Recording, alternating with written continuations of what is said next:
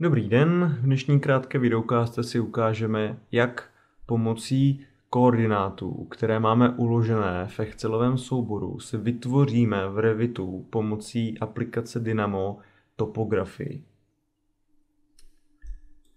Já tady mám už připravený ten soubor, Excelový soubor s danými koordináty. To znamená, sloupec A mi reprezentuje souřadnice y, sloupec B mi reprezentuje souřadnice xové a sloupec C mi reprezentuje souřadnice zové. Následně potom jednotlivé řádky mi reprezentují čísla bodů podle toho, jak to ten daný geodet zaměřoval. To je můj Excelový soubor. Já si ho tady klidně takhle můžu vypnout. Tak, pro ukázku bude ještě vhodné si vložit katastrální mapu s tím daným výškopisem jako DVG soubor do Revitu. To znamená na kartě vložit, na panelu připojení si vybereme funkci nebo nástroj připojit cat. Vyberu si ten daný výškopis nebo nějakou přehlednou mapu, tam, kde mám ten daný výškopis, včetně těch bodů zaměřený a zakreslený.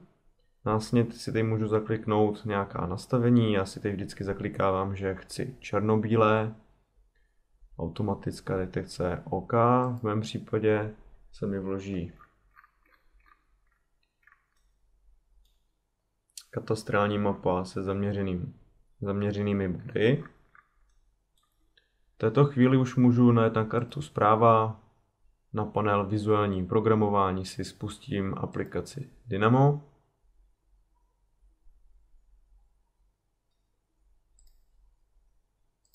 Otevřu si ten můj algoritmus. Ten podrobný postup nebo myšlenkové sestavení nebo myšlenkový pochod toho sestavení toho algoritmu najdete na našem blogu, to znamená nazdi.cz. Určitě se podívejte, abyste pochopili, který z těch daných uzlů co znamená v tom daném algoritmu a jak ho modifikuje a proč v podstatě je zasazen tak, jak je zasazen. Tak to všechno se dočtete na našem blogu, kde to tam je podrobně popsané.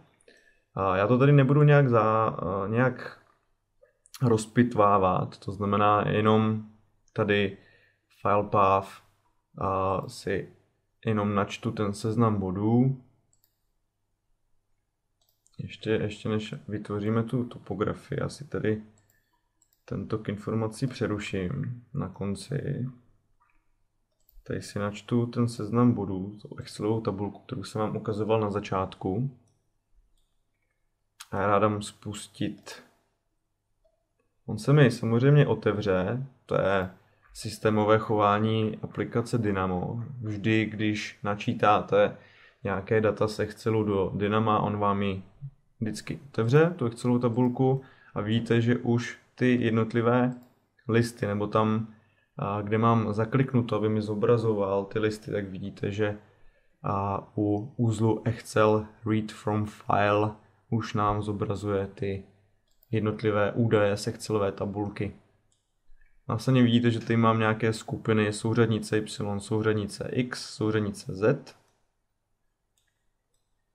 Převod jednotek z metru na milimetry, protože můj projekt má v milimetrech a následně to tady jenom takhle propojím, že z těch daných bodů chci vytvořit topografii. Takže dám spustit.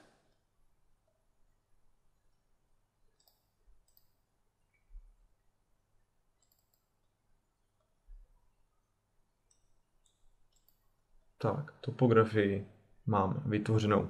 Vidíte, že tady i přesto, že můžete nastavit algoritmus sebelíp, tak on se vám jenom správně zařadí výškově. Znamená, my jsme to posunuli ten terén ke globální nule. Standardně, když načítáte z nějakého seznamu bodů z toho textového souboru, tak mi dáte za pravdu, že on lítá někde, není posunut ke globální nule a hlavně je otočen zrcadlově. To znamená, my tím algoritmem jsme v podstatě vyřešili tento problém, že ho máme krásně otočený, je posunut ke globální nule, ale vidíte, že ty správné souřadnice XY on neumí to správně vytvořit ty body tak, jak je daný ten výškopis. To znamená, vidíte, že tady tyhle ty 4 body, které jsou zde, tak jsou v podstatě zaměřený ten objekt. To znamená, nám už stačí jenom si takhle zakliknout ten povrch terénu. Já si tady zvolím referenční rovinu. Takhle si spojím ty 2 body. Potvrdím. Označím si celou tu topografii a přesunu si ji přes tento bod. Takhle na tento bod. Teď už by stačilo potom jenom nasdílet si souřadný systém a tak dále. Tento postup už jsme ukazovali několikrát, že to nebude předmětem tohoto videa. To je z mé strany vše a děkuju za pozornost a zase někdy na viděnou.